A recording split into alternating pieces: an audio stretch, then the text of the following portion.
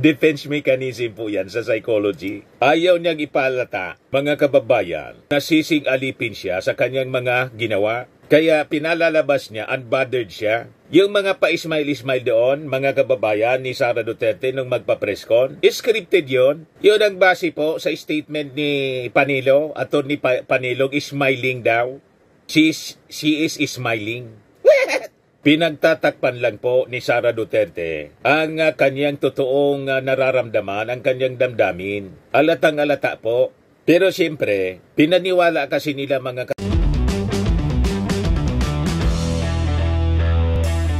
Ito naman po yung bago naming product na binibenta online. iGlow Serum, whitening po siya. Tingnan ninyo yung epekto sa aking anak na architect before and now. Yung mga inquiries po ninyo, dumiretso na lang kayo sa kanyang Facebook account, Riz Maravillas.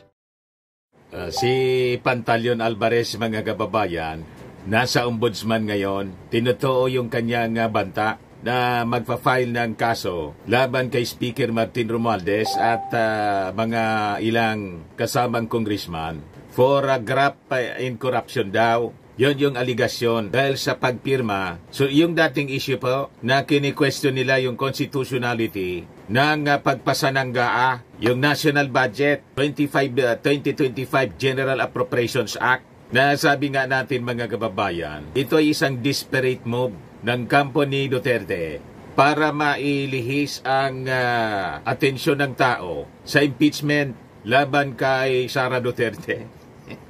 Malinaw po. Diversionary tactic. Yan na si Pantaleon.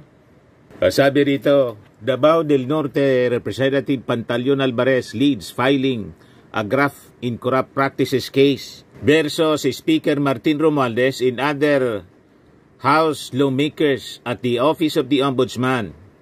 May mga isang tricycle o dalawang tricycle din pong sumama na mga supporters nila. BBM and FMR si Ferdinand Martin Romualdez in company accountable for 2025 GAA, a monument of corruption and betrayal. Malamang mga kababayan, ibasura man lang yan ng ombudsman. Just like yung petition nila mga kababayan na final sa Supreme Court. Kasi alatang-alata man po, gumagawa sila ng ingay para i-divert yung atensyon ng ating mga mamamayang Filipino sa napakabigat na mga kasalanan ni Sara Duterte na subject ngayon ng impeachment case laban sa kanya. Napilit mga kababayan ni Sara Duterte na dinadownplay yung kasong kanyang kinakaharap sa Senado. Unbothered daw siya. Kung ang bothered po, bakit hindi na mapakali kayo? Kung ano-anong gimmick yung ginagawa po ninyo. Kasama sa gimmick nila itong pag-file ng graft and corruption cases ngayong araw na to sa Office of the Ombudsman. Yan o, isang platito lang po ang mga supporters na ikayat. Kaya yung mga analysis natin, sakto po mga kababayan, wala na yung mga supporters ni Sara Duterte. Kasi nga po, sa 32 million na bumoto sa kanya, 31 million mga Marcos supporters. Yung mga Marcos supporters po, nag-withdraw na lahat. Kaya wala silang mailunsad na people power. Kaya yung advice ni Sara, mga kababayan, wag na daw magmarcha, wag na daw mag-rally, kundi mag-ingay na lang sa social media. Kasi po, sa social media po, ang karamihan naman ng mga supporters nila, computer. Mga trolls, mga kababayan, walang mga muka, mga fake accounts. Yun ang mga nangbabasa akin po pag ako nagpo-programa sa mga post ko po. Karamihan, walang muka, fake yung mga accounts. Kinukuyog tayo ng mga buzzers, mga DDS buzzers. Galit na galit sila pero nanonood sa akin. Saan nga nakakitang galit na galit kayo pero patuloy kayong nanonood at nagpa-follow sa akin para ako i-bash? Wala man pong epekto yan sa akin kasi sanay na po ako sa mga kritisismo. Yung mga akusasyon ninyo sa akin na bayaran, hindi po yan uubra. Kaya sabi ko, magsawa kayo. Magsawa kayo sa kababa sa akin. Anyway, naniniwala tayo sa tinatawag na freedom of expression. Kaya lang, dapat maintindihan ninyo, ang freedom of expression is not absolute. Tingnan ninyo yung mga kasama niyong vloggers. O, di ba? Yung mga inaangaan ninyong DDS vloggers, nasabi maisog sila nang ipatawag ng Congress, nangaduwag po.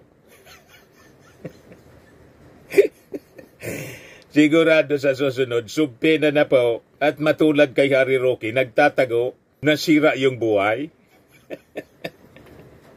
You see? Kaya sabi dito sa balita, mga kababayan, tinuligsa ng ilang liderato ng Kamara ang mga reklamong isasampa laban kay Speaker Martin Romualdez at dalawa pang kongresista kaugnay ng umano'y insertions sa 2025 national budget. Tinawag itong diversionary tactics ng mga congressmen. Tayo yung una na nagsabi kahapon sa ating video. It is just a diversionary tactics. Lumang tugtugin na po yan. Hindi ninyo kayang ilihis ang issue sa impeachment laban kay Sara Duterte. Although yung Kongreso, yung Senado hindi pa nagko-convene as impeachment court. Kasi sabi ni Chis Escudero, hindi man dapat niya ito minamadali. Tama naman po, mga kababayan, si Chis Escudero. O ito yung sabi ng mga House leaders. House leaders Islam complaints versus Romualdez as diversionary tactic. Yan ang sabi nila House Majority, Deputy Majority Leader, Representative Paulo Ortega ng La Union, tapos ni Jay Conggon, House Assistant Majority Leader, Representative Jay Conggon. Sabi ni Ortega, walang basihan niya ang mga ito.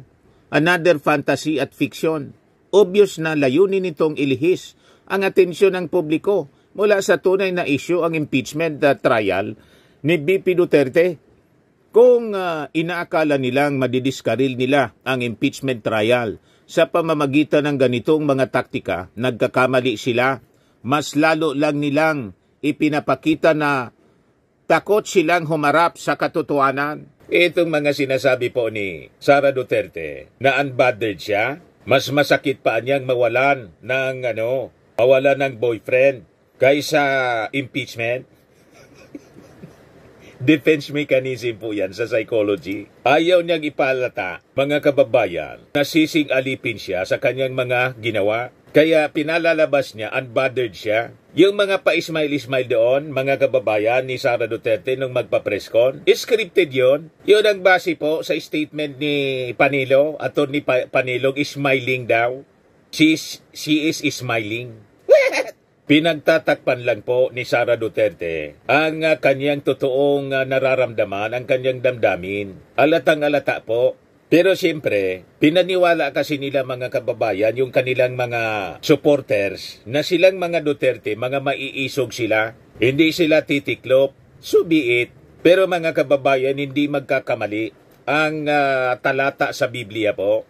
Isabi po sa Bible, yung mga tao daw na mapagmataas, yung mga proud people, binabagsak ng ating Panginoon. Hindi magkakamali po. Kaya, yung mga Duterte, binabagsak ngayon ng ating Panginoon kasi full of pride.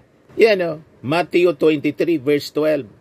For whoever exalts himself will be humbled. Sabi ni King Solomon sa Proverbs 11:12, when pride comes, then comes disgrace.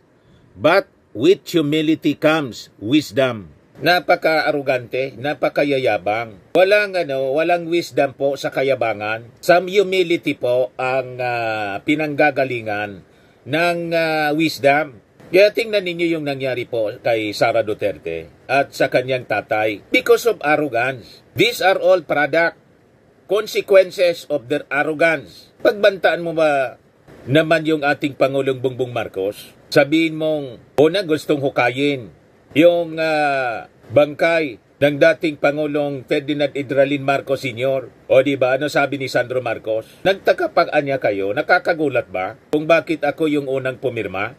So yun ang trigger po kung bakit napuno na po si Sandro. You cross the line niya. You cross the Rubicon. Pag sumobra, sabi nga mga kababayan ni Fernando Po Jr., dapat kanaan niyang kalusin. So kakalusin na po si Sara Duterte. And I think walang makakapigil po sa pagkalos kay Sara Duterte kasi it is necessary action. Pag hindi kinalo si Sara Duterte at ang mga Duterte, baka makarecover pa, makabalik sila sa posisyon. Tama yung analysis ng isang abogado. Ito po, publish sa abogado.com.ph, February 7, 2025. Marcos warned of Duterte's revenge if he fails to oust BP Sara. Basahin natin mga kababayan yung kanyang insight. So sabi diyan, President Ferdinand Marcos Jr. should use his political clout to ensure that Vice President Sara Duterte is removed from office and the Dutertes are criminally prosecuted. Otherwise, they could stage a comeback and take revenge, according to lawyer Dino De Leon. De Leon said the return to power of U.S. President Donald Trump, who was impeached twice but not convicted, should serve as a cautionary tale. Let this serve as a warning to President Marcos and his administration. If you do not wield your political power and clout hard enough to ensure the removal of Sara in the criminal prosecution of the Dutertes, it will just be a matter of time before they come back to power, sabi po ni De Leon in a social media post. Tama po, make or break ito po, mga kababayan. Pag pinalampas ito ng ating administrasyon, hindi na pin down po ang mga Duterte, bubueltahan ito ang ating Pangulong Bongbong Marcos. Kaya po, binitawan na ng Congress yung unang sword of Damocles. And I think the Senate will weigh in. Hindi po niraras ng Senado. And I think yung mga senador po, tama yung sinabi ni Congressman Joel Chua ng Maynila. Pinag-iisipan nila na yung mga senador na allied sa mga Duterte, ipapa-inhibit po nila tulad ni Amy Marcos, ni Bato, ni Bongo, ni Robin Padilla. Kasi uupo silang senator judges. Kaya po, mga kababayan, after na ma-file yung impeachment, endorsed by the pinirmahan, signed by the 250 na yata ngayon na mga congressmen, biglang nagsalita si Senator Bato, si Bato de la Rosa, neutral daw siya. Neutral. Bato de la Rosa claims he'll be neutral in Sara Duterte's impeachment trial. Sinong niluluko mo, Bato de la Rosa? Walang neutral sa tulad po ninyo. Tulad ni Bongo, ni Robin Padilla. Paulit-ulit ninyong sinabi, you will defend Sara Duterte. Pati si Amy Marcos, sabi ni Amy Marcos, ipaglalaban niya si Sara to the end hanggang sa dulo. Ito, I have been expecting this to happen. Nakikita ko naman ang kanilang effort to impeach BP Sara, sabi ni De La Rosa. Alam naman natin na itong impeachment is a political exercise, but still, as sitting judge, I have to maintain political neutrality. Kailan mangyayari yan na political neutrality ang sinasabi po ninyo? Nagsasalita ka ng ganyan kasi alam mo na ang gagawin ng mga prosecutors, ipa-inhibit kayo kasi hindi kayo magiging neutral. Just like yung sitting judge, mga kababayan sa korte, kailangan ipetisyon ng prosecution. Kung hindi siya, tingin ng prosecution, hindi sila magkakaroon ng hindi impartial ang sitting judge. Yung mga senador pong yan, they will sit as senator judges. Paulit-ulit nilang sinasabi, they will defend Sara Duterte. Paano ka magiging fair na judge pag ganyan ang nakikita sa inyo? Pagkatapos nang ma-file, sasabihin mo, neutral ka. Ito po yung panawagan. Calls for Duterte's allies to inhibit themselves arise. Manila 3rd District Representative Joel Chua, one of the 11 legislators designated as prosecutor, said that the possibility of inhibitions will be considered once the panel is formally convened. We'll see if that's possible, sabi po ni Chua. Referring to the concerns about impartiality, we will wait for our team to convene first and then discuss all the options. Jowa suggested that some senators might even voluntarily inhibit themselves out of delicadeza or a sense of propriety given that impeachment trials are ultimately a numbers game. Wala man pong delikadesa sila. Si Bato de la Rosa nga, mismo mga kababayan siya yung nagpatawag at never na nag-inhibit. Sila mismo ni Bongo nagpatawag ng investigasyon para tapatan yung Quadcom doon sa AG King kinasangkutan nila mismo. Yung Senate investigation po, presided by Coco Pimentel. Ganon sila kawalang delikadesa. Nag-inhibit si Bato, pagkatapos si Bongo at Robin Padilla. Di ba hindi? Nandun sila. Wala sa kanilang bokabularyo, mga kababayan, ng salitang delikadesa.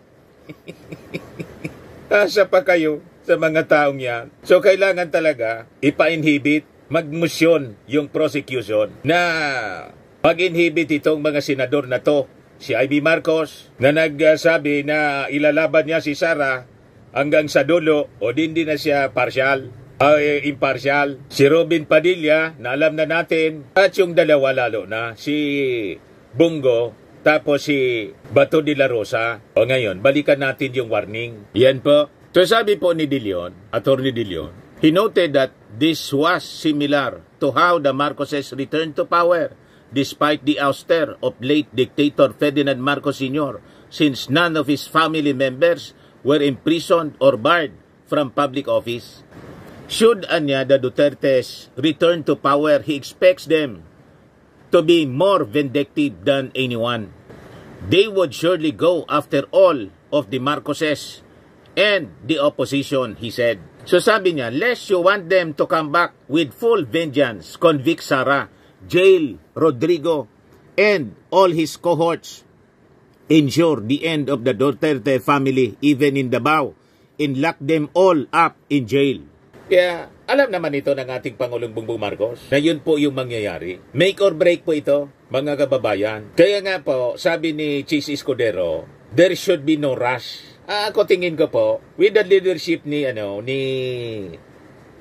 Chis Escudero, magpapakitang gilas, mga kababayan, si Chis Escudero. Siyempre, may ambisyon din si Chis.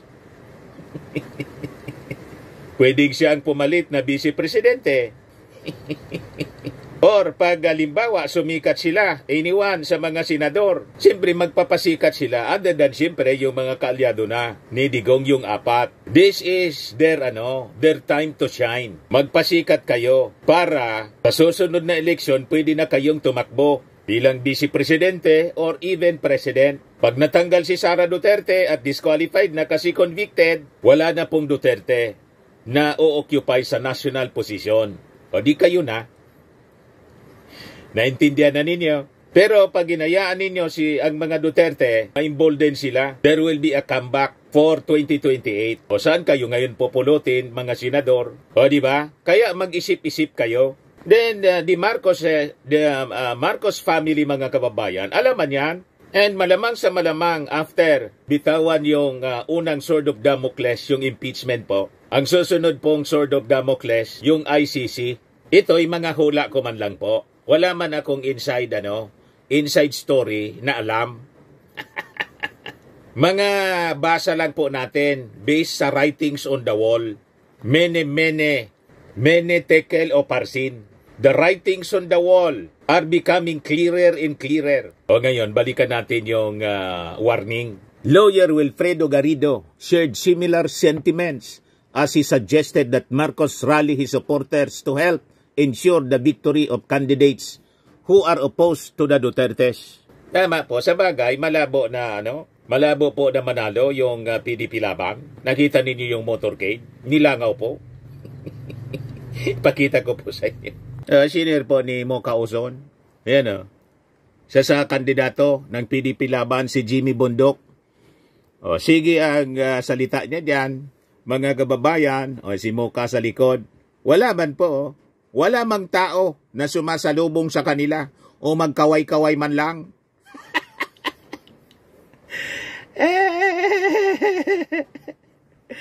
Yan ang motorcade nila kahapon, mga kababayan. Wala bang tao?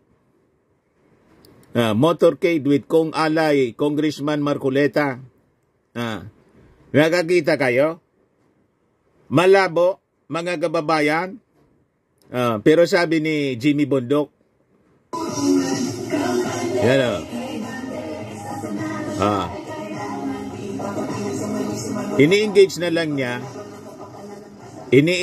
lang niya mga kababayan yung mga nagre-react dito sa live stream nila. Kasi wala man silang pwedeng kausapin o kawayan sa mga nadadaanan nila kasi wala mang tao. Lahat multo, mga kababayan. Walang tao. Yan ang uri ng motorcade. Dali. Ano sinasabi ni...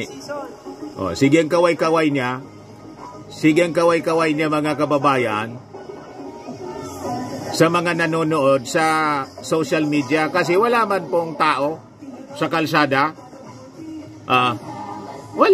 Walang nag-aabang. Hindi tulad po ng kampanya ng ating Pangulong Bongbong Marcos. Maski po si Sara Duterte, di ba sinabi ko sa inyo? Sa mga sorties ni Sara Duterte, motorcade nila, kukunti po yung nagpa-participate, kukunti yung mga sumasalubong. Pero motorcade po, mga sorties ng ating Pangulong Bongbong Marcos, napakarami. Gusto niyo ipakita ko sa inyong ebidensya sa mga meeting di Avance? Ito yung post, mga kababayan, ni Brother Benji Contreras. A picture paints 1,000 words. Sabi niya, ito ang ebidensya ng katotohanan. 32 million daw ang bumoto kay Sara Duterte Carpio at siya daw ang dahilan kaya nanalo si PBBM noong 2022 election. Aber nga, asan ba ang kulay berde na siyang kulay ng mga didis dito sa rally? Hindi ba linunod lang ng kulay pula na siyang kulay ni PBBM? Ayan ito lang yung berde, kulay green. Kaya tingnan ninyo po, ang vast crowd, napakaraming crowd, lahat naka-red. Ito lang yung green, Patunay, mga kababayan, na si Sara Duterte nanalo kasi sinuport po ng mga Marcos loyalist. Marcos supporter sa nagpanalo sa kanya. Kaya 32 million siya. 31 million para sa ating Pangulong Bongbong Marcos. Kasi yung mga supporters po ni Sara, hindi man bumoto sa ating Pangulong Bongbong Marcos. Bakit ko po alam? Yung isang kaibigan ko pong congressman, Rosa Robredo Sara. Hindi ko na po sabihin. Nangampanya sa Mindanao, pero taga dito sa Luzon siya. Kaibigan ko Siya ang pinuno ng Rosa Movement. Robredo Sara Rosa. Ibig sabihin, yung kanyang pangulo na ibinoto, ikinampanya si Robredo. Ang Vice President na ikinampanya, si Sara Duterte. Kaya Rosa. So ang bumoto kay Sara Duterte, hindi bumoto sa ating Pangulo. Pero ang bumoto sa ating Pangulong Bongbong na mga Marcos supporters, ibinoto po si Sara. Kaya mas malaki yung boto ni Sara na mga less than 1 million man lang po. So ang madaling sabi, ang mga DDS po, less than 1 million man lang po. Kitang-kita sa ebidensya. Yan ang rason, mga kababayan, kung bakit na-impeach ng tuluyan si Sara Duterte. Pinirmahan ng 250 congressmen. Wala pa silang mailunsad na people power to oust President Bongbong Marcos. Kaya, nang pumunta kami ni Mrs. with a Manila-based vlogger sa Palasyo Malacanang the other day, o last week pala, mandi na pala ngayon, sinilip namin po si PBBM, siya pa rin po ang Pangulo. Ayan pumunta kami po sa Palasyo. Kasama ko si Mrs. at mga DDS vlogger, mga BBM supporters. Ayan si Benji Contreras, si RG Angeles, si Mami Ping, si Palerista, ayan si Jason, Tomas. Sabi ko dyan sa caption, at the Palace Ground going somewhere with my fellow Manila-based vloggers, sinilip na rin namin si PBBM. confirm siya pa rin ang Pangulo. Yan o, Malacanang Palace. Malacanang Palace po.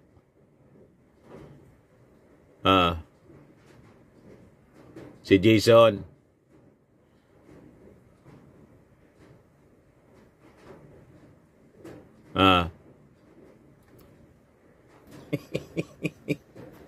Wala po, mga kababayan, na mailunsad sila na people power na tulad ng sinasabi nila na bibilang na niya ang oras, ang mga araw ni Bangag.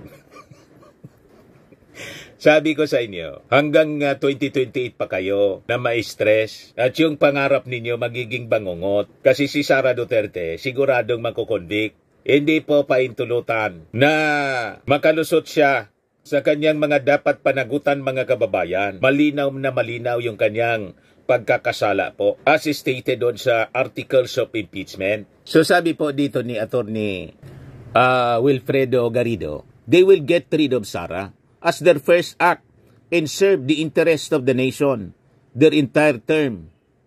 Play your cards wrong and your father's asses will end up in the West Philippine Sea.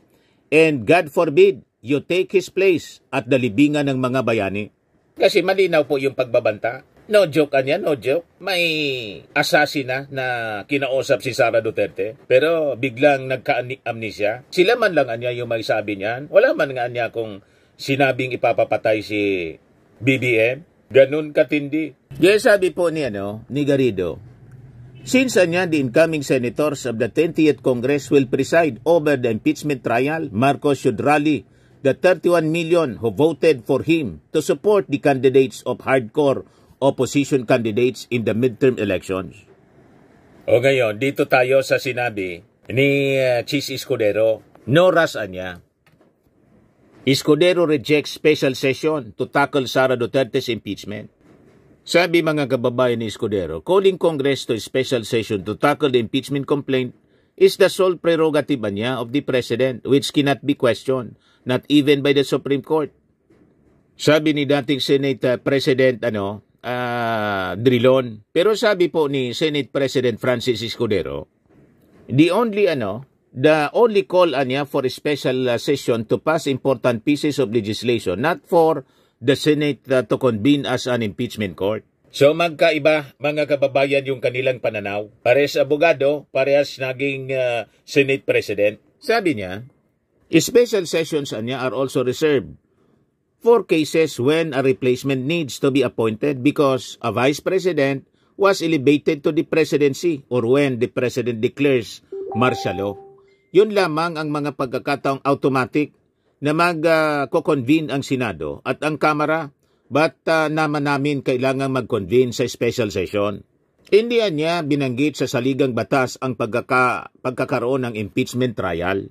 Niya, Mr. Mareblias, paano yan? Ang sabi ng ating Pangulong Bongbong Marcos, kung mag-request niya yung Senado ng special session, then open niya ako. So ayan natin mga kababayan, si Chis Escudero ang mag-determine. Huwag nating masyadong i-pressure. Sabi ko nga po, maganda naman ang mga sinasabi ni Escudero. No rasa niya. Kasi kailangan na pag-aralan nilang mabuti. O ngayon, pag nakita po ni Chis Escudero na kailangan na, then sigurado naman po na magre-request siya ng special session para ma-reconvene ang Senado. Sabi nga po ng ibang mga legal experts, once na na-reconvene siya, then pwede nang magmosyon ang any member of the Senate to include in the items na dapat na talakayin yung impeachment. So may remedy po, may mga pamamaraan. Kaya lang sabi ko sa inyo mga kababayan, timing is everything. So tinitingnan po ang soksok ng mga baraha. Tingin ko naman po, ang ating mga senador, titimbangin po nila yung ikabubuti ba ng ating bayan. Hindi lang mga kababayan yan na ikakabuti ng bayan, hindi din maalis yung ikakabuti ng kanilang interes. Sabi ko nga po, bakit pa nila hayaan si Sara Duterte na maging kandidato pa sa 2028 election? Pwede naman pong sila. Pag nawala na po yung mga Duterte, mababawasan yung kalaban na mag-aagawan sa mga posisyon tulad ng Vice Presidente at Presidente ng ating bansa. Ba't pa Hayaan nila. Nakasilip na sila ng butas. At yung butas, malaking butas. Kasi po, malaki yung kasalanan na kinakaharap po ni Sara Duterte. Sabi nga ng isang congressman na tatayong House Prosecutor, si Representative Lawrence Defensor, hiring or even suggesting niya, the hiring of an assassin is not just reckless rhetoric. It is a high crime that threatens the very foundations of our republic. A crime against the president is not merely a personal offense. It is a crime against the Filipino people and a direct assault on national security. Yung pagbanta po sa ating Pangulo, number 1 po yon sa Articles of Impeachment na pinirmahan po ng 250 congressmen. Sabi po niya, sabi ni Defensor, Duterte's alleged statement niya could be grounds for multiple criminal offenses, including conspiracy to commit murder, inciting rebellion, and grave threats. It's punishable under the revised penal code. This is not just about impeachment. This is a matter of law enforcement, he explained. Threatening or conspiring to harm the president is a serious crime and demands immediate investigation and accountability. Given niya the gravity of Duterte's actions, Defensor said, the House of Representatives had no choice but to impeach her, describing it as a betrayal of public trust in a gross violation of her duties as Vice President. He urged the Senate, law enforcement agencies in the national security sector to treat the case with the urgency it deserves. If this allowed to pass without consequences, it will send a dangerous message that even the highest officials of the land can threaten national leaders and institutions without accountability, he warned. That is a risk we cannot afford to take. So nanawagan sa publiko si Defensor to the military and democratic institutions to stand firm in upholding the rule of law and ensuring government integrity. The Filipino people, sabi niya, deserve leaders who safeguard democracy, not those who threaten it with violence and lawlessness. We will ensure that this case is prosecuted with the full force of the law and that justice prevails. So sabi ni Defensor, this is not just about political survival. This is about upholding the Constitution in defending our democracy from those who would subvert it through threats and violence. Ganon mga kababayan, ito kaseryoso na pinasok na problema ni Sara Duterte. Sabi ko nga po, kung ma-impeach siya, matanggal bilang Vice Presidente at ma-disqualify, perpetual disqualification, hold office, hindi man po ito kasalanan ng Kongreso, ni Speaker Martin o ni President Bongbong Marcos. Ang lahat ng ito kasalanan po ni Sara Duterte at ng buong pamilya niya. Ang kanyang pamilya, nanay, tatay, kasalanan po, hindi siya napalaki ng tama. Kaya si Sara Duterte, ganyan ang pag-uugali. Si Sara Duterte, mga kababayan, siya yung may gawa niyan. Wala mang nagsabi sa kanya na magpa-preskon siya at sabihin gusto niyang hukayin, itapon sa West Philippine Sea yung bangkay ng dating Pangulo. Walang nagsabi sa kanya, nag-coach sa kanya na sabihin ini-imagine niya natanggalan ng ulo ang ating Pangulo. Walang nagsabi na sino man sa kanya na bantaan yung ating Pangulo, the First Lady and Martin Romualdez, na ipapapatay at nagngontrata na pa siya ng assassin. At sinabi pa niya, no joke, no joke. Wala man pong nagsabi sa kanya niyan. Siya mismo ang gumawa ng ganito, seryosong kasalanan. Walang nag-udyok sa kanya. Kaya ito, consequences ng kanyang mga maling ginawa na dapat tama si Defensor. Dapat wag natin palampasin po yung accountability ng isang mataas na opisyal ng ating gobyerno. Kasi it will send a wrong signal, mga kababayan, sa ating mga mamamayang Filipino. Madaling sabi, ang nag-impeach kay Sara Duterte, siya mismo. In-impeach niya yung kanyang sarili. Sa mga naghanap ng malinis and spacious fitness gym, pumunta lang po kayo sa aming Colossal Fitness Gym. We also offer Grab Car Rental with our brand new 2023 model ng Toyota Innova. We also accept booking for those who are planning to travel via PAL, Cebu Pacific, and other airline companies, local and international, and bills payment for Meralco Bills, PLDT, Aleco Bills, etc. Ang Colossal Fitness Gym is located at 3rd floor Security Bank Building, Landco Business Park, Legazpi City, Albay. For inquiries, look for Chilon Maravillas. Contact number 0966-802-0949. Yan yung aming Innova. Lagi na pong matao sa amin. Pati mga foreigners po, tingnan ninyo. Mga British tourists sila. Ang lalaki ng katawan na, mga kababayan, nag-gym sa amin. Ito naman po, Indian National. Ito mga mga European sila. Ito naman yung bago naming product na binibenta online, iGlow Serum. Whitening po siya galing sa South Korea. Tingnan ninyo yung epekto sa aking anak na architect entrepreneur, Riz Maravillas. For inquiries, look for Riz Maravillas on FB. Ito naman po, Firmax Firming and Lifting Cream. Pinapahid po ito sa mga pulses and affected area. Mainam po ito sa mga pains at paninigas na mga kasukasuan. Ito po, Automax Radiant Serum. Sa mukha naman yung application. Anti-aging po siya. You will look 10 years younger than your age. Sa mga cancer patients naman po, baka lang gusto ninyo itong itry. Nengxia Red Mix Fruit Drink. Hindi man po siya gamot, food supplement siya. Kaya lang, gawa siya mga kababayan sa goji berry. Yung goji berry may anti-cancer properties. Yung mga inquiries ninyo, dumiritso na lang kayo sa aming messenger sa Facebook para masagot namin agad. Ayos po. Ako po si Dante Maravillas. Bye-bye. God bless.